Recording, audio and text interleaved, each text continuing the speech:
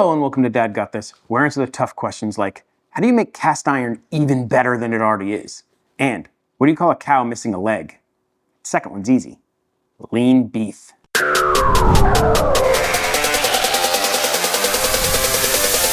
This video is brought to you by Victoria Cast Iron and their signature series of pans. They reached out to me and asked if I would be interested in showing these off to you. And I said yes, because you know what? I love cast iron. It's just a fantastic cooking vessel. It's a great pan. They last forever, but there are some downsides to cast iron, and they have addressed those. Let's unbox these and then go over a little bit about Victoria Cast Iron and this line of pans in particular. They have a 10-inch skillet, 12-inch skillet, a 13-inch skillet, and a Dutch oven. Let's start off with the 10-inch. Right off the bat, first thing I noticed is this is a nice product. This is a high-end pan. This is not your basic campfire cast iron. The second thing that I immediately noticed is this. This sucker's light for cast iron, man. I love cooking with cast iron, but I don't cook with it as much as I'd like to because of that weight. It's just a pain. Moving things around, lugging it, it just gets annoying. This is not much heavier than a good heavy bottom stainless steel pan. And the reason it's so light is because they developed their own type of iron. It's called spherous iron. And it's what allows them to make this so light, yet so durable. Speaking of durability, these things are tough. A lot of cast irons, the traditional cast iron, if you drop them, because of the way cast iron's chemically made, they just crack or they'll break. This one is tough as nails.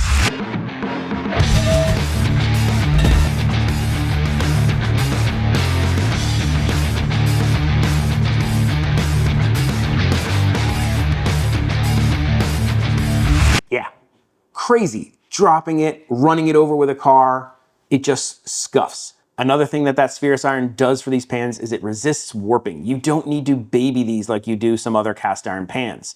These are just great everyday use pans. You don't have to treat them anything different than you would a pan that you just cook with normally. There's a couple other really nice features built into all of this series of pans, like this handle. They specifically designed the angle and how it is and this little cutout to make it cooler when you're using it over the stove. So if you've got this over the stove, they said in most cases, you do not need to use like an oven mitt or anything when you grab this pan if you're just using it over a burner. Don't think that means that if you stick this in a 400-degree oven, you can just grab this handle and pull it out. No, it's still going to get hot in an oven. But sitting over a flame or a burner, this is far enough away and designed that you don't really need to use oven mitts or anything to grab the handle for normal cooking. The other thing that you can kind of immediately see on this is these two little pour spouts. They've designed these so that it's easy. So a lot of the times you are making things like pan sauces or stuff like that, or there's fat you want to get out of the pan. And it's a pain sometimes. Like to pour without a pour spout on a pan is a little bit annoying. With these, boom, done. Love it.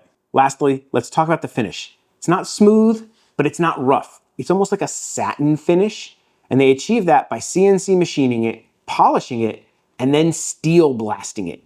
Now, why do they do that? Because it results in like a naturally seasoned finish that just makes food not stick as much and makes cooking so much easier than like those really rough cast iron pans or the perfectly smooth polished ones that you really have to work to maintain. This is just a really nice, easy to maintain natural finish. And it really helps with the cooking. Speaking of cooking, I'm not just gonna show you pans, we're gonna cook something. Let's grab it. Because these are special pans, I wanted to cook a special steak. This is a 30-day dry-aged ribeye that I dry-aged myself.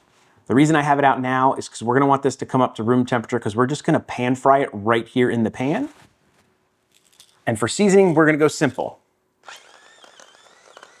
Little bit of Himalayan salt, some cracked pepper, and a sprinkle of dad dust. Dad dust is 50% granulated garlic, 50% granulated onion, splash of MSG. We're gonna let this rest at room temperature while we go over the rest of the pans. 12-incher, just a little bigger.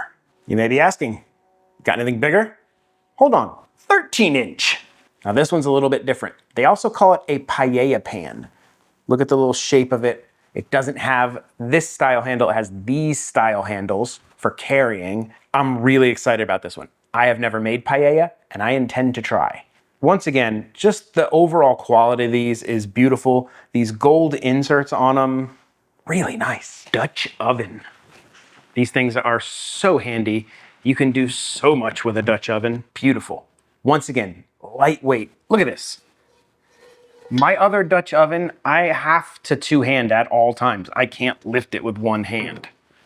Oh, gorgeous lid. And there you have the entire signature series from Victoria Cast Iron. Let's talk a little bit about Victoria Cast Iron. They don't just make these. They make all kinds of cast iron. They make the regular cast iron, and then this is their higher end version of cast iron. This is all made in their factory in Medellin, Colombia. Now, these pans can be used anywhere. They work on induction, they work on gas, they work on electric. You could stick it in a campfire with an open flame. If it has heat, you can cook with these. Very, very versatile. Now, when you're all done cooking, what about cleanup? Can't wash these with soap and water, right? No, that's like an old cast iron myth. The reason of that was back in the day, there was lye in soap, and it was really, really strong, and it would just rip off any kind of seasoning on any pan. We don't use that in soap anymore. So you feel free to use whatever soap you want to wash these, just like you would wash just about any other pan. A little bit more about the pans. They come pre-seasoned with a natural flaxseed oil. These are ready to cook on. The only thing they told me was maybe let it build up a little bit of extra seasoning before I start cooking anything really acidic that might strip away that seasoning. Tomatoes or something like that. Cook fatty stuff in it first, let it build up a little bit before you move on to those acidic foods. But those acidic foods are absolutely fine. You just want to build up a little bit of an extra protection before we move on to them. That's why I thought a steak cooked with a bunch of extra butter would be great. If you ever really notice that the seasoning or the pan's not looking good, they're just as easy to maintain as regular cast iron. Basically, clean them, oil them, put them in the oven at 450 to 500 degrees for like an hour, let it bake, take it out, let it cool. Repeat the process until it is as dark and good looking as you like. Really, really simple. Let's use this 10-inch skillet to cook our steak. To do that, let's pop outside, because it's gonna get hot. We're outside and we're gonna cook over a gas flame. The first thing they say to do is you wanna preheat this pan for 4 to 5 minutes if you are gonna be searing at a high heat. And to keep track of everything, I'm gonna use a wireless thermometer.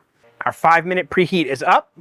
We're gonna take our avocado oil, get a good amount in there, right into the pan. I've never had avocado oil catch on fire, but oh well. Now what we're gonna do, we are just gonna flip this constantly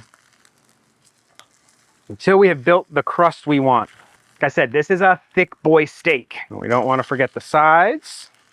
I'm just about happy with this crust. We're gonna set that aside and we're gonna turn off the heat because this will retain enough heat for this next step. Oh yeah, that pan is still 500 degrees.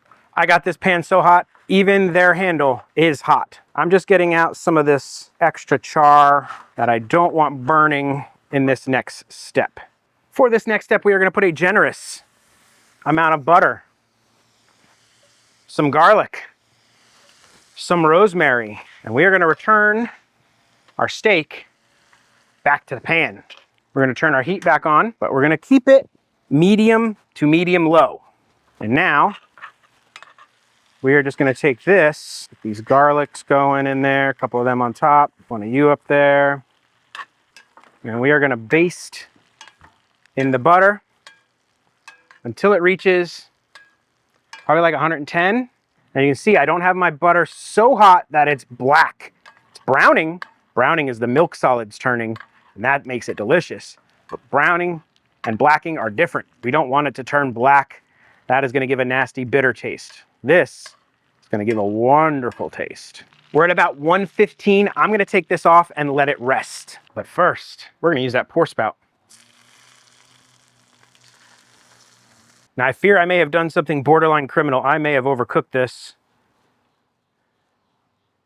Yep, I pulled this way too late. I should have pulled this at about probably 100 degrees and just let it come up to temp the rest of the way. That pan was so hot that it caused this thing to carry over cook 25 degrees. However, let's taste it. It's still a fantastic steak. Look at the crust on that though. The crust on that is beautiful. These bits are some of my favorite. I love garlic. It did blush a little bit, but I'd say that's definitely more medium than medium rare. That was just my first cook with that pan, and I've already learned a few things that I need to do in the future. And you guys are gonna learn a few things too, because this is gonna be a series of videos. We're gonna use each and every one of these. We're gonna go over them. We're gonna cook in them. We're gonna make some delicious food. If that's something you're interested in, make sure you do the likey, subscribe stuff. YouTube loves it when you leave a like. I love it when you leave a comment. I answer just about every comment in my comment section. If you find yourself interested in this signature series from Victoria Cookware, links are going to be in the description. If you want to pick some up, if you want to learn more about them, links to their videos with that torture test, their factory tour, a whole bunch of information for you. With all that out of the way, I guess there's only one question left to answer. Why do cows make good friends? Because they're always willing to help you move. Yeah, pretty bad. Dad may tell horrible dad jokes, let you guys know about some fantastic cast iron cookware, but one thing Dad will never do is an outro. So that's it. Bye. This is the part where I thank all of my members. You guys are the absolute best. Thank you so much for your support, and rock on. I don't know why I said rock on, but rock on.